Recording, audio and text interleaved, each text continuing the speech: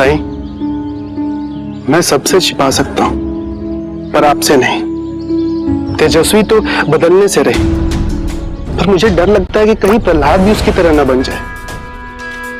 जिस तरीके से तेजस्वी की झूठी शान अमीर गरीब के फर्क के बीच प्रहलाद के मन में बो चुकी है, उससे तो यही लगता है कि कभी मैं शायद ही प्रहलाद को यहाँ ला पाऊंगा। आओ मेरे साथ।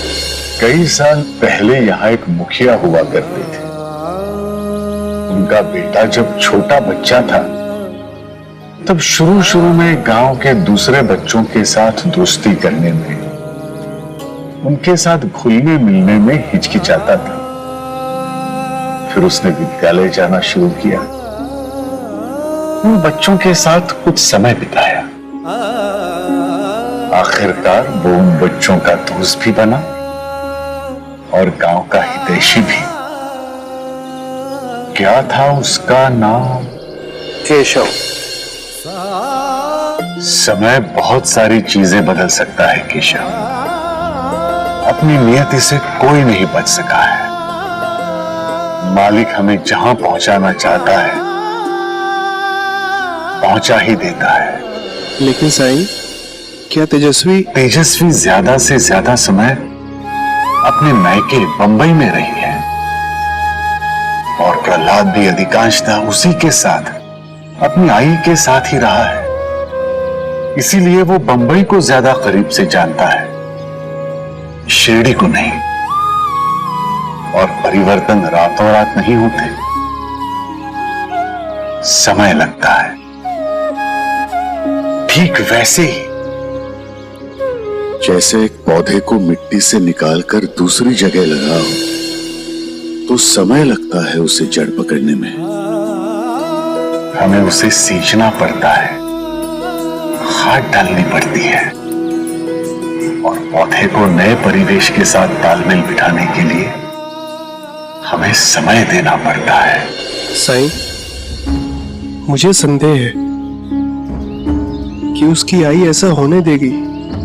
आप तो जानते हैं कि मैं कभी अपने पिताजी के करीब नहीं रहा, और मेरे पिताजी और माँ भी एक दूसरे के करीब नहीं रहे। मेरी तो केवल यही इच्छा है कि मेरा परिवार संपूर्ण हो, जो हमेशा एक दूसरे के साथ रहे, जो हमेशा एक दूसरे को समर्थन दे। पर यही नहीं हो पाता साईं।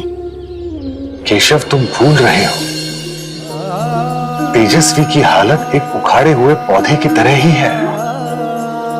उसने अपनी जिंदगी में केवल बंबई ही देखा है, और पौधा जितना बड़ा होगा उतना ही कठिन होगा उसे उखाड़ना। उससे भी ज्यादा मुश्किल होगी उसे दूसरी जगह की मिट्टी में जड़ पकड़ना। केशव,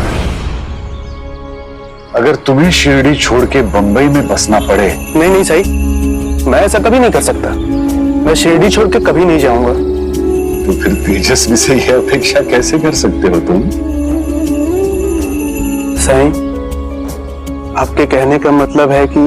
हाँ केशव, हम अक्सर रिश्तों में सब कुछ अपने हिसाब से ठीक करना चाहते हैं, अपने दृष्टिकोण से सब कुछ देखते हैं, लेकिन दूसरे के हिसाब से ना हम चलना चाहते हैं, ना देखना सुनना चाहते हैं।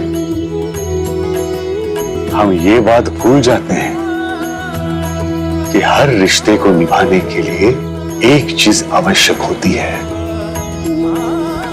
और वो है संवेदना। अपनी पत्नी और बच्चे के साथ सहानुभूति से पेश आओ, उनके दृष्टिकोण से देखने सोचने की कोशिश करो, और शांत मन से बातचीत करके कोई हल निकालो। सबूरी रखो, देखना तुम्हारा परिवार जरूर तुम्हारी ओर आएगा।